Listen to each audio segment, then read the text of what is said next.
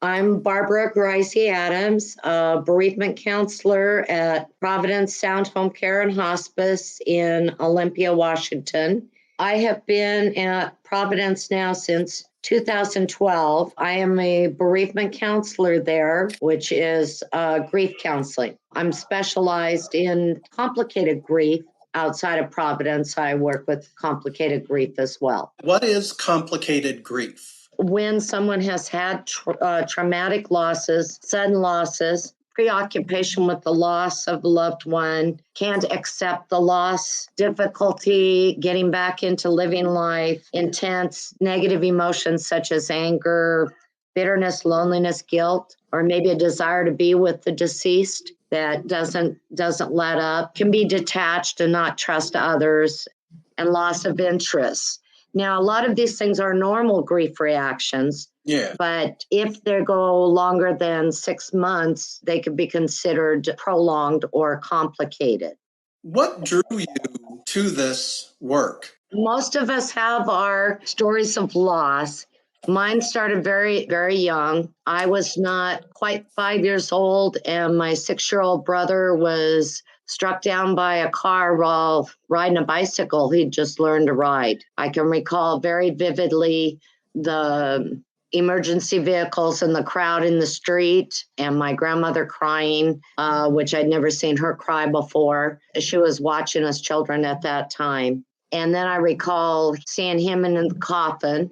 When we were riding in the family car to follow the hearse to the cemetery, I asked where my brother Bobby was. Where's Bobby? And my older brother said, he's in that box in that car ahead of us. And I said, isn't he afraid in there all by himself? So, at 5, I didn't know what death was. Were you with him when he was struck by the car? We were all in having lunch, and he asked my grandmother if he was a good boy, and she said yes, and he went out and got on the bike and immediately got hit. So we were standing in the kitchen window watching from there. And one of my sisters, who was 2 years younger than me, she ran out and saw him in the street. My older sister, who was 8 at the time, went and scooped her up and brought her back home.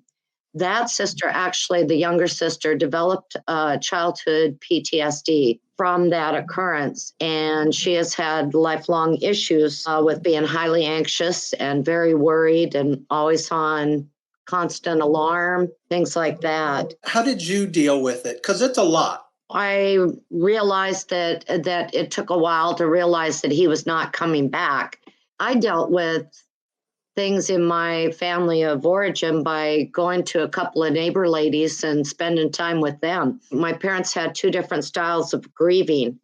My father was a physician and he worked all the time. And my mother needed to talk about her grief. And so they emotionally divided after his death and eventually ended up divorcing because of that. I didn't have the PTSD from that death like my sister did. It was the subsequent death when I was 17 that gave me PTSD. And that was? When I was 17, my 20-year-old sister Rita and 22-year-old brother-in-law Ron, they disappeared in North Idaho. It would take 4 days before their car was found, and 6 months, my sister's purse was found in the river up there. 7 months, partial remains were found of my sister. There was no DNA testing, so it couldn't be positively identified to be my brother-in-law's. It was 11 months after my sister's skull surfaced, and so she was declared dead. This was 1973.